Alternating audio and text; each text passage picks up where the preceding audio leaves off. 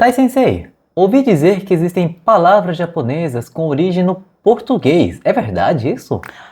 Assim, porque os portugueses foram os primeiros ocidentais que pisaram em terras japonesas lá atrás, no século XVI. É mesmo? É. Na mesma época que os portugueses chegaram ao Brasil, eles chegaram lá no Oriente também. Na época das grandes navegações. Exatamente. E eles ficaram cerca de um século, o que foi suficiente para deixar algumas marcas do português no Japão. Pode dar alguns exemplos de palavras? Posso. Vamos começar com palavras que têm a ver com comida, com culinária, tá? Uhum. O mais fácil de reconhecer é o pão. Vem do pão? Vem do pão. Olha Não só. existia pão no Japão. Claro. Né? Então foram os portugueses que ensinaram a fazer o pão e deixaram o vocábulo lá também. Entendi. Tá? Pão. Pão vem do japonês. Vem do português. Uhum. Um outro que talvez não soe muito familiar aos ouvidos de jovens, que é competo. Competo. Compeito vem de confeito, Confeito. que é um doce, né?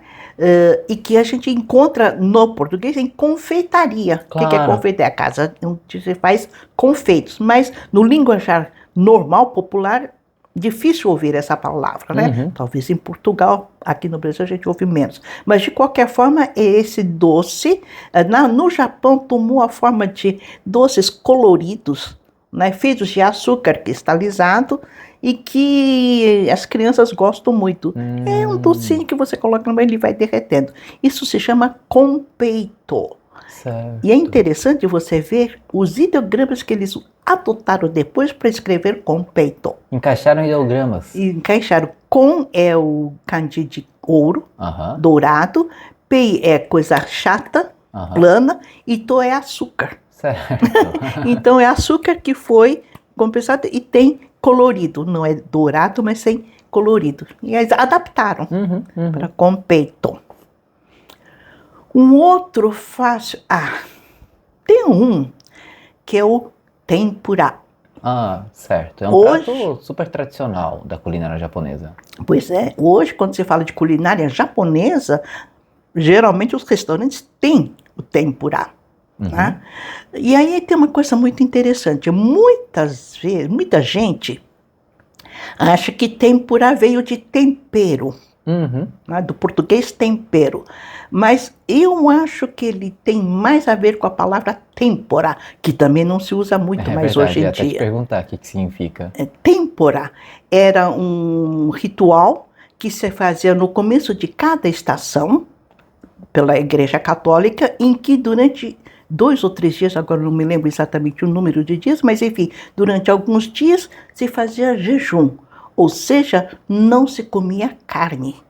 E o que os portugueses ou os cristãos que estavam no Japão faziam? Eles faziam frituras de vegetais. Tá. Então, originariamente, tempura vem dessa comida que era servida na época da têmpora, 4 estações do ano, então tem 4 ocasiões de fazer a têmpora, que eram essas verduras fritas, empanadas, Uhum. e que depois que começou a fazer parte da culinária japonesa, se fazia com peixe também. Entendi. Nossa, Tá? super interessante. Agora, não tem a ver com comida propriamente dita, mas usa-se muito, por exemplo, a palavra copo. Copo. Copo Esse é fácil de reconhecer. também, Né? não é? Copo. Vem de copo. Então, o japonês não tinha tigelas, mas não Certo. tinha copo. Claro. Então, copo vem de copo. Hum. Não sei se tem mais algum de comida. Comida? Tem um bolo. Casterá. Casterá. Casterá. Casterá nada mais é do que o nosso pão de ló. Aham. Aquele bolo mais simples, né? Sem grande, não tem chocolate nem nada.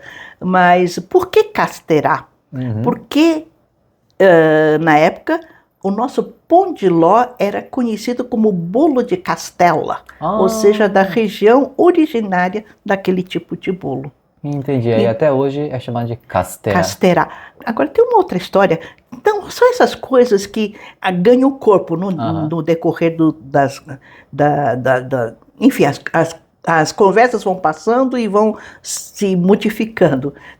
Eu acho que foi um jogo, né, de ideias que se fez, que um daimyo serviram o bolo num prato, né? Ele comeu e quando ele terminou de comer, falou, mas o que é isso?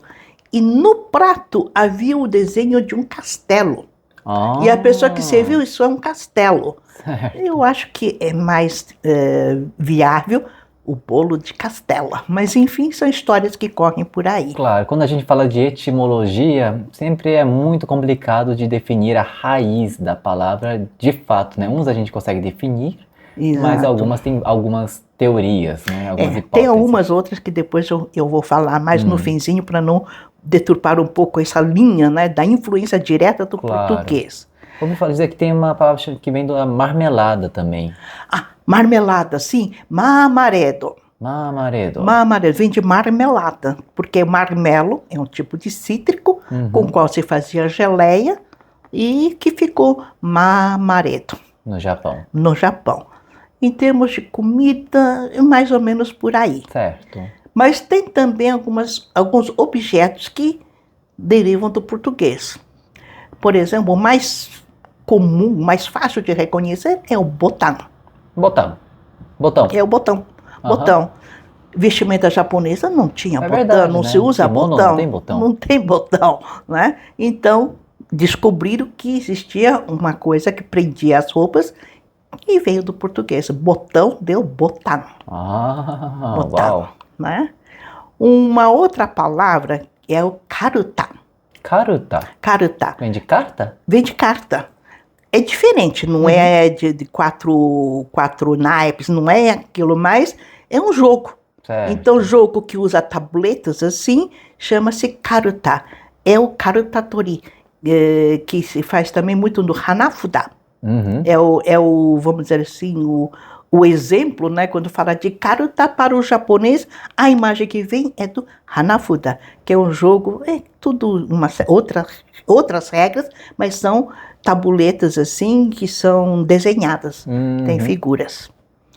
Karuta, que mais? Tabaco. Tabaco. Tabaco. Essa é fácil. Tabaco é fácil, né? Cigarro, né? Cigarro, tabaco, se bem que na época era tabaco em pó, né? Então eles usavam em piteira. Sei. Então vocês veem muitas figuras da época posterior, do Edo Jedi, nos ukiyo-e, as geishas fumando tabaco em piteira e não cigarro de papel. Certo, tá? certo. Que mais? Tem tabaco, botão. Tem uma palavra que acho que mesmo os japoneses hoje em dia não usam, não sabem o que é joro. Joro. Joro. Eu ouvia quando eu era criança. Eu acho que ainda é usado até. Se usa? Eu acho que sim. É o regador. Regador, né? Regador, que vem de jorro, jorro de água. Sei. Então, do jorro surgiu a palavra joro, que é o regador para umedecer as plantas. Claro.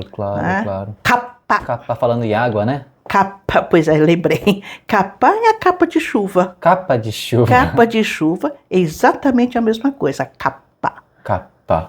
Não confundir com aquele ser fantástico que é o capa, que é outra coisa. Isso Não a gente vamos conta numa outra uma outra oportunidade. Não, E assim perfeito. vocês têm um monte de alguns, né?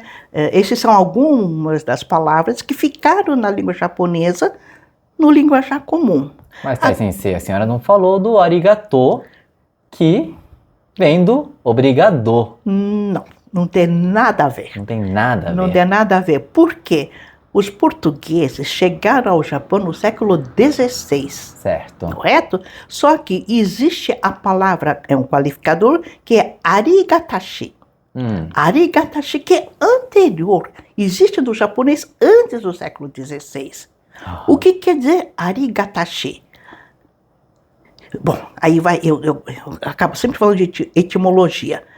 Ele é formado de uma palavra que tem um ari, que significa existir, e gatashi, que é de difícil de. Aham. Difícil de existir. Aquilo que é difícil de existir, que não existe, que inexiste. E isso servia para manifestar a gratidão, a honra que se presta a um ser que eu não vejo, que são os deuses. Os deuses do shintoísmo. Tá? Então existe esse sentimento de gratidão na palavra arigatashi, que nada mais é do que a raiz do arigato. Ah, então não tem nada a ver com obrigado. Obrigado, não.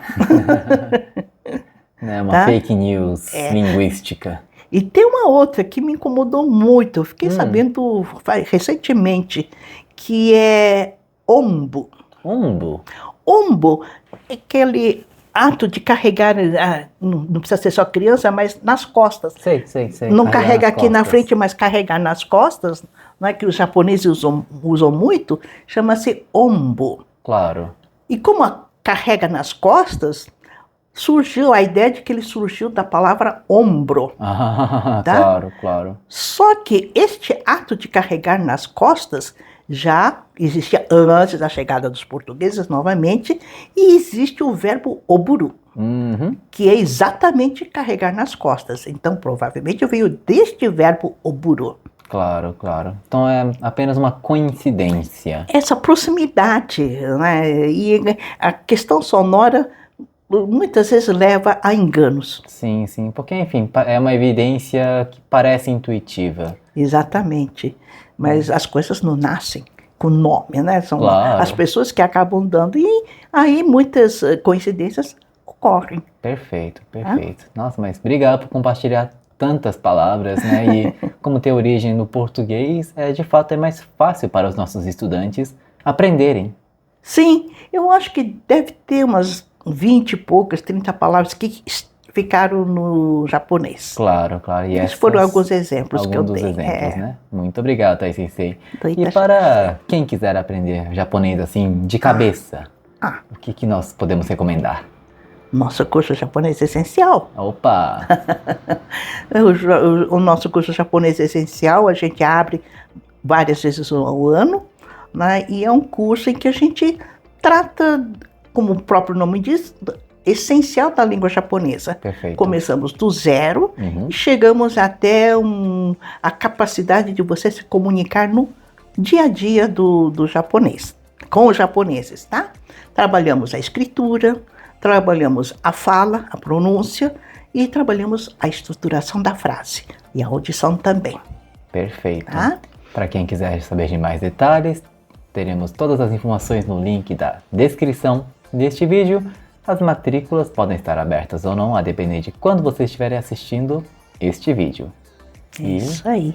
Vocês também não podem deixar, né, depois de assistir esse vídeo, de deixar um like, caso você tenha gostado deste conteúdo. Comentem se você sabia da existência dessas palavras e de repente comentar alguma que deixamos de escapar, né, que fomos aqui, né, trazendo na memória algumas palavras.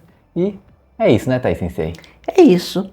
E aguardamos vocês no nosso curso Japonês Essencial. É isso. E caso contrário, vocês também terão esses conteúdos gratuitos toda semana no nosso vídeo do YouTube, nosso canal do YouTube, e também temos mais vídeos curtos diariamente, tá bem? É isso aí. Muito obrigado por ter assistido o nosso vídeo até agora e até então semana que vem. Sayonara! Sayonara!